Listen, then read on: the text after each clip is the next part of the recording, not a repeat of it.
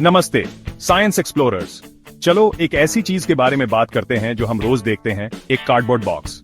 आप सोचेंगे कि ये बस चीजें पैक करने के लिए है, लेकिन ये उससे कहीं ज्यादा है।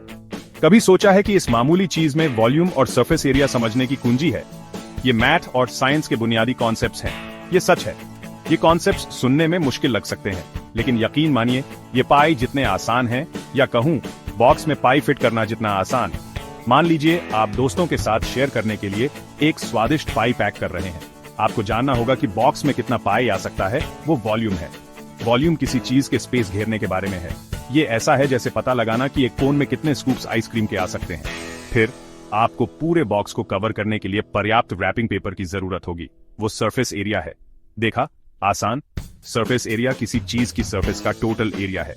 वॉल्यूम और सरफेस एरिया समझना हमें अनगिनत तरीकों से मदद करता है। इमारतें और गाड़ियां डिजाइन करने से लेकर लिक्विड्स को मेजर करने और परफेक्ट केक बेक करने तक। जरा सोचो, आर्किटेक्ट्स इन कॉन्सेप्ट्स का यूज सेफ और फंक्शनल इमारतें डिजाइन करने के लिए करते हैं, इंजीनियर्स एफिशिएंट गाड़ियां बनाने के लिए, और बेकर्स ये पक्का करने के लिए कि उनके केक्स अच्छी तरह से राइज हों। तो चलो इन जरूरी मैथमेटिकल कॉन्सेप्ट्स के रहस्यों को साथ मिलकर सुलझाते हैं। हम फन एग्जांपल्स और easy to understand tricks explore करेंगे। कुछ फन और इजी टू लर्न ट्रिक्स के लिए तैयार हो जाइए, जो आपको कुछ ही समय में वॉल्यूम और सरफेस एरिया का एक्सपर्ट बना देंगे। शुरू करते हैं और मैथ को एक्साइटिंग बनाते हैं। आइए वॉल्यूम और सरफेस एरिया के बीच के अंतर को सभी की पसंदीदा एक्टिविटी गिफ्ट गिविंग के साथ समझते हैं। कल्पना कीजिए कि आपके पास एक खूबसूरती से लिपटा हुआ गिफ्ट बॉक्स है। सरफेस एरिया रैपिंग पेपर की तरह है। यह बॉक्स के बाहर को कवर करता है। बॉक्स जितना बड़ा होगा उतना ही ज्यादा रैपिंग पेपर आपको चाहिए होगा। अब बात करते हैं कि बॉक्स के अंदर क्या है। गिफ्ट। वॉल्यूम उस स्पेस की तरह है जो गिफ्ट बॉक्स के अंदर लेता है। एक बड़े बॉक्स का मतलब है एक बड़े और ज्यादा ऑसम गिफ्ट के लिए ज्यादा स्पेस। इस तरह से सोचो, वॉल्यूम कोई चीज अंदर कितना कुछ होल्ड कर सकती है। सरफेस एरिया सभी बाहरी सरफेसेस का टोटल एरिया। तो अगर आप स्विमिंग पूल भर रहे हैं तो आप वॉल्यूम के बारे में सोच रहे हैं। अगर आप एक कमरा पेंट कर रहे हैं तो आप सरफेस एरिया के साथ डील कर रहे हैं। देखा, ये सब अंदर क्या जाता है वर्सेस बाहर क्या कवर करता है, इसके बारे में है। अब जब हमने बेसिक सीख लिए हैं तो चलिए कुछ फॉर्मूलाज पर चलते हैं। चिंता मत करो, ये फॉर्मूलाज आपके बिस्तर के नीचे छिपे हुए डरावने मॉन्स्टर्स नहीं है। वो असल में काफी फ्रेंडली हैं। उन्हें हेल्पर्स की तरह समझो जो वॉल्यूम और सरफेस एरिया को ढूंढना आसान बनाते हैं। जैसे एक रेसिपी एक बेकर को केक बनाने में मदद करता है, वैसे ही ये फॉर्मूलाज हमें 3D शेप्स समझने में मदद करते हैं। यहाँ कुछ कॉमन 3D शेप्स के लिए एक यूजफुल चार्ट है। चलिए क्यूब से शुरू करते हैं। Volume formula V equals S cube, side times side times side. एक बड़े क्यूब को भरने के लिए छोटे क्यूब्स को स्टैक करने की कल्पना करो। Surface area formula SA equals 6S squared, 6 times side. ये क्यूब को पेपर से रैप करने जैसा है। अगला, rectangular prism. Volume formula V equals LVH, length times width times height. उस बॉक्स के बारे में सोचो जिसका इस्तेमाल आप शिपिंग के लिए करते हैं।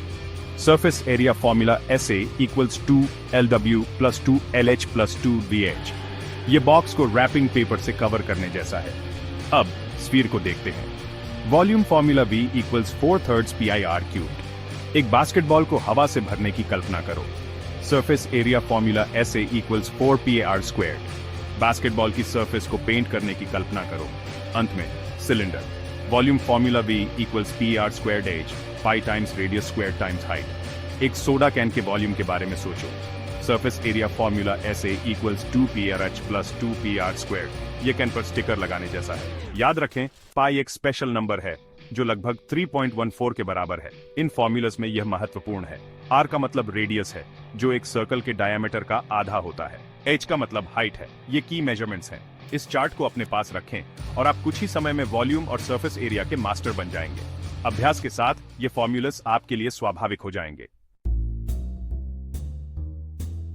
Section 4, memory magic. Never forget a formula again. Formulas याद करना एक मुश्किल काम हो सकता है, लेकिन डरो मत, हम सब वहां रहे हैं, इक्वेशन से भरे पेज को घूरते हुए और पूरी तरह से खोया हुआ महसूस करते हुए। लेकिन क्या होगा अगर मैं आपको बताऊं कि इसे फन और इजी बनाने का एक तरीका है? यहाँ कुछ फन ट्रिक्स दिए गए हैं जो आपको उन्हें एक प्रो की तरह याद रखने में मदद करेंगे। ये मेथड्स न केवल इफेक्टिव हैं बल्कि एंजॉयबल भी हैं। एक बोरिंग टास्क को एक इंटरेस्टिंग एक्टिविटी में बदल देते हैं।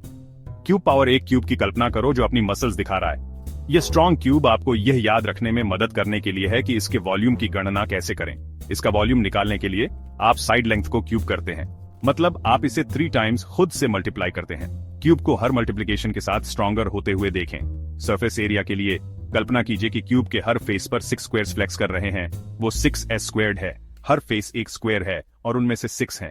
सभी एक साथ काम कर रहे हैं। रेक्टेंगुलर प्रिज्म रैप अप, एक गिफ्ट रैप करने की कल्पना करो। इस बारे में सोचें कि आपको बॉक्स के हर साइड को कैसे कवर करना है।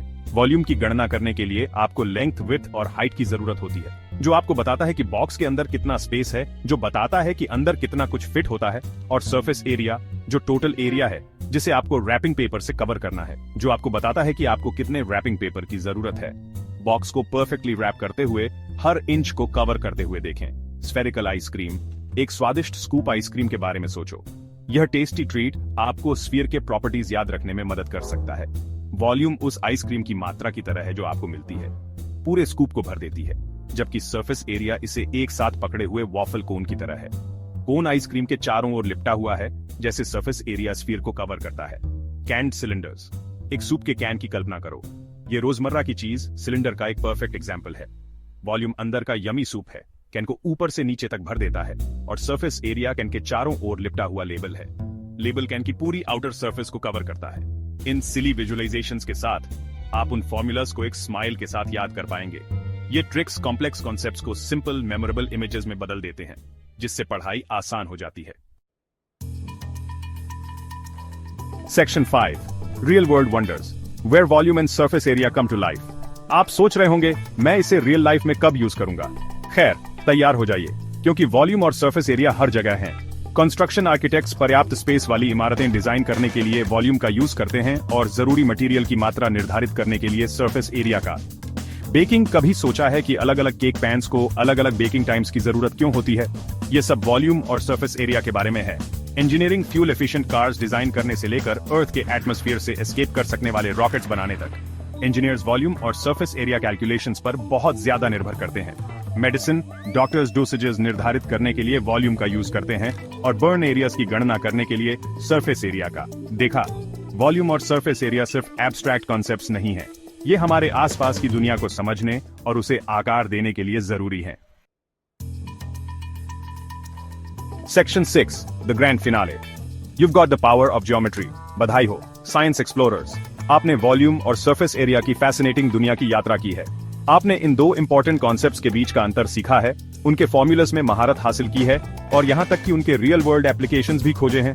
उन फन मेमोरी ट्रिक्स को याद रखें, और जब भी आपको रिफ्रेशर की जरूरत हो, चार्ट को रिफर करने से न डरें। जितना ज्यादा आप प्रैक्टिस करेंगे, उतना ही ज्यादा कॉन्फिडेंट आप बनेंगे। अब समय आ गया है कि आप अपने नए ज्ञान को टेस्ट करें। Practice question. कल्पना कीजिए कि आप एक ट्री हाउस बना रहे हैं।